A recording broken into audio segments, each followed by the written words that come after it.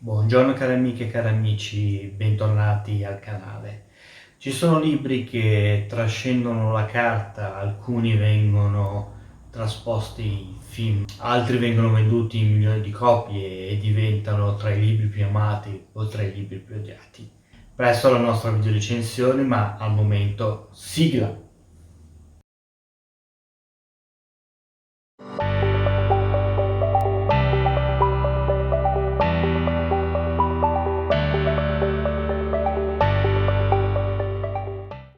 Prima di iniziare la video recensione vi ricordo che se non vi siete ancora iscritti al canale potete farlo cliccando sull'iconcina che c'è in basso a destra e attivare la campanellina così da essere informati quando arriveranno i prossimi video. Se volete anche supportare il canale, le nostre pagine social, i nostri web e soprattutto i nostri progetti per gli editori indipendenti e i neoscrittori, potete trovare qui in descrizione un link in cui darci il vostro supporto. La video recensione di oggi sarà un po' più breve rispetto alle altre, non per qualche particolare ragione, ma per via della notorietà del libro.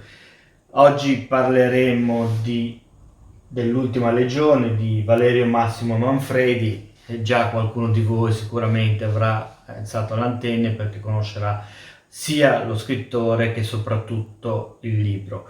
Un libro che ha avuto molto successo, si parla di una vendita di più di 6 milioni di copie e dal quale nel 2007 è stato tratto anche un film che a mio avviso non è un granché, però questo qua è De Gustibus e non c'entra.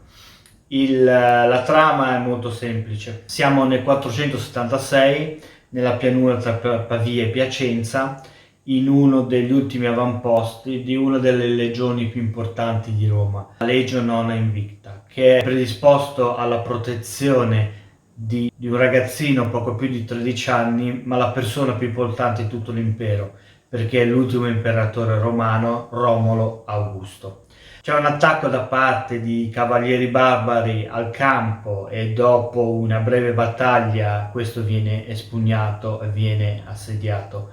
I barbari entrano all'interno del campo, uccidendo tutta la famiglia imperiale, i legionari, rapendo l'imperatore ed esiliandolo sull'isola di Capri. Un piccolo gruppo sparuto di legionari si fosse salvato dalla strage. Questi riunitisi decisero che il loro scopo al momento, dato che ormai non c'era più niente da fare, era salvare il giovane imperatore, recandosi così sull'isola di Capri per poterlo portare via dall'esilio sia lui che il suo protettore.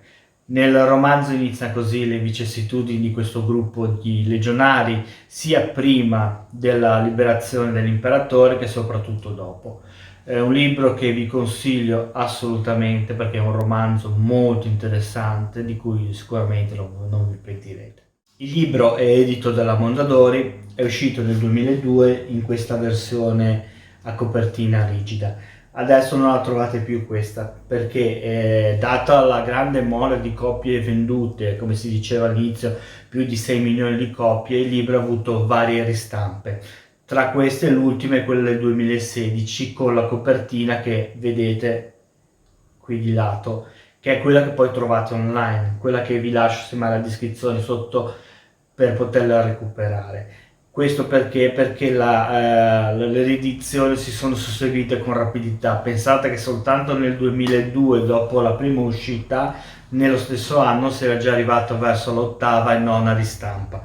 Quindi come potete immaginare il libro ha subito parecchie ristampe e negli anni ha subito anche variazioni per quanto riguarda la copertina, perché anche come potete notare anche il frontale è diverso. Io sinceramente preferisco questa versione, ma poi questo va a gusti. Il libro è un gran bel volume perché come potete vedere è abbastanza grande, di 472 pagine, non c'è nessuna immagine, è un romanzo puro, quindi è tutta narrativa senza nessuna intraposizione di inserti o altro, ed è un libro che comunque nonostante quanto sia grande scorre in una semplicità, in una velocità impressionante. Per quello che dicevo è un libro che consiglio vivamente, prima perché comunque parliamo di un autore, Valerio Massimo Manfredi, che ha al suo attivo tantissimi romanzi e storie su Roma antica. Chi come me, come voi, molti di voi che seguono il canale sanno, l'autore è molto prolisso per quel che riguarda Roma antica.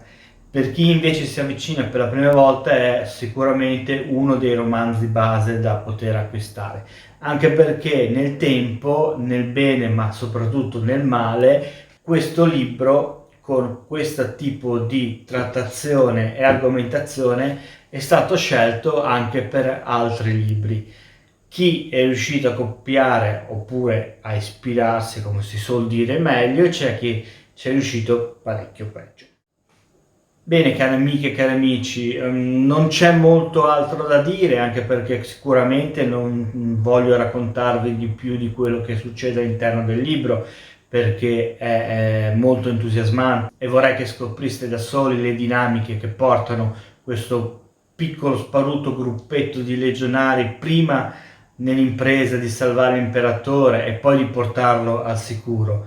Scoprire poi all'interno delle pagine come i rapporti tra i personaggi crescono, le paure, le indecisioni, le prospettive per il futuro, dove andare, cosa fare a questo punto, perché ormai l'Italia, l'impero, ormai era sotto la mano dei barbari. Bene, cari amiche e cari amici, vi ringrazio per averci seguito fino alla fine del video. Ricordatevi, se non l'avete ancora fatto, di iscrivervi al canale, attivare la campanellina così sarete avvisati appena usciranno i nuovi video, e se volete supportarci nei nostri progetti di video recensioni, ma soprattutto nei progetti di supporto e promozione per i nuovi scrittori e gli editori indipendenti, potete cliccare nel link che trovate sotto in descrizione. Bene, un saluto, a presto, ciao!